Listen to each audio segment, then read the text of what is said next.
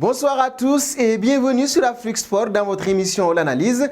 Pour aujourd'hui, nous partons donc du côté du FC Barcelone car nous retrouvons Javier Hernandez. Ce dernier a été officialisé comme le nouveau coach du Barça et il a déjà fait des demandes en interne par rapport à des joueurs qu'il veut voir venir. Et s'il y parvient, quel 11 pourra-t-il aligner pour le Barça? Ce sera notre analyse du jour, mais avant, faisons le point autour de l'actualité du FC Barcelone.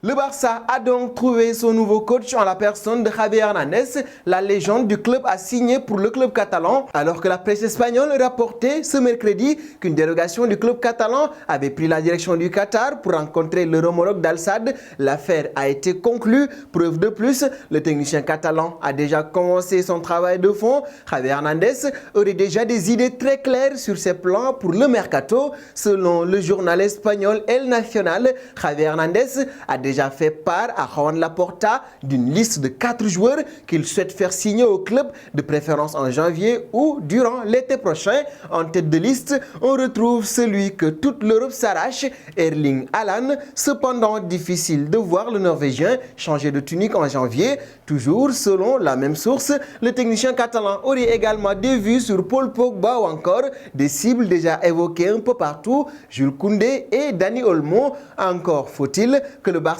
trouve les fonds nécessaires pour des opérations de cette envergure. Et si le Barça a un réveil économique et que Javier Hernandez obtient gain de cause par rapport à ces 4 joueurs qu'il veut voir débarquer du côté du FC Barcelone, quel 11 pourra-t-il aligner? C'est notre analyse du jour.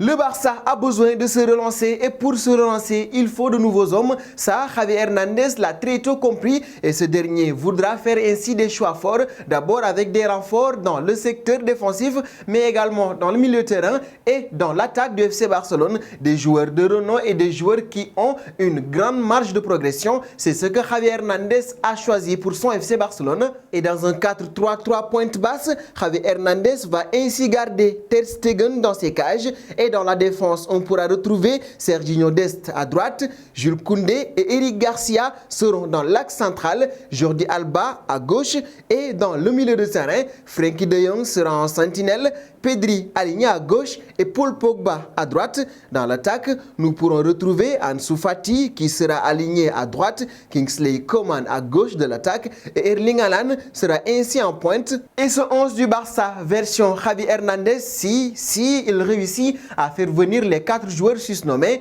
aura une fière allure. D'abord dans les cages où nous retrouvons donc Marc-André Ter Stegen, c'est une des figures de proue de cet FC Barcelone-là. Il fait de très bons matchs et a toujours montré qu'on pouvait compter sur lui dans les cages. Le technicien allemand a toujours été de ceux-là qui ont porté le FC Barcelone avec des performances remarquées. Et dans la défense, Eric Garcia accompagné de Jules Koundé, c'est là la jeunesse mais également l'expérience parce que Jules Koundé a fait de très belles performances avec le FC Séville et Eric Garcia également a été à bonne école, d'abord au FC Barcelone avant de partir à Manchester City. Nous aurons donc une axe centrale assez jeune mais expérimentée qui pourra être complémentaire dans la mesure où Eric Garcia est un joueur fin techniquement, Jules Koundé a la masse physique qu'il faut mais également n'est pas mal en ce qui concerne les relances. Et toujours dans la défense, nous avons retrouvé Jordi Alba, un joueur expérimenté. Javier Hernandez aura besoin de lui pour être son relais dans le terrain et le latéral gauche espagnol continue également de faire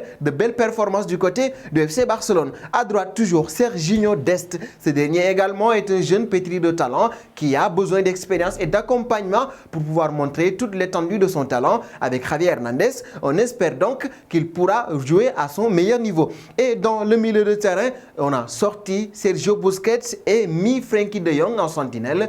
Pourquoi? Parce que la jeunesse également, ça pèse énormément dans le jeu du FC Barcelone parce que Javier Hernandez également veut de la vitesse dans ses transmissions et ces derniers temps, on a vu Sergio Busquets perdre des ballons dans des zones où il ne fallait pas face au Rayo Vallecano par exemple. On l'a vu perdre le ballon et le Barça a encaissé un but juste derrière. Donc ça, ce sont des erreurs que Javier Hernandez ne voudra pas pour son équipe.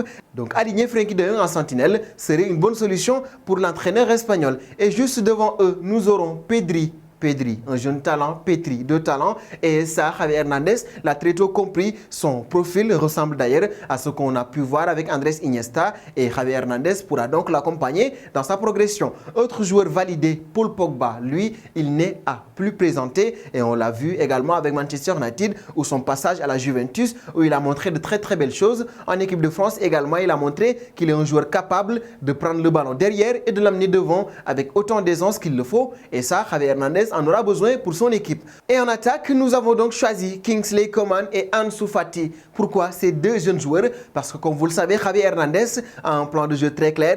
Il faut que le ballon roule très rapidement, et pour ça, il faut des joueurs rapides. Kingsley Coman, comme vous le savez, a donc ce profil-là. Ansu Fati également a montré toute l'étendue de son talent. Arborant le numéro 10 du FC Barcelone, il montre qu'on peut compter sur lui. Il marque but après but et montre une certaine maturité dont aura besoin Javi Hernandez dans son équipe. Kingsley Coman, qui veut lui de son côté quitter le Bayern de Munich, est un joueur expérimenté après ses passages au Paris Saint-Germain, à la Juventus, et ce qu'il a réussi à faire avec le Bayern de Munich. C'est un joueur qui sait comment négocier les grandes rencontres, donc Javi Hernandez pourra compter sur lui. Et en attaque, cet homme est à ne plus présenter. Erling Haaland, machine à but du côté de l'Allemagne, le cyborg, c'est un joueur qui peut marquer 30 voire 40 buts durant une saison. C'est donc une valeur sûre en attaque, et toute l'Europe est en train de se l'arracher. C'est pour vous dire qu'Erling Haaland est un talent confirmé, et ça, Javi Hernandez en aura besoin.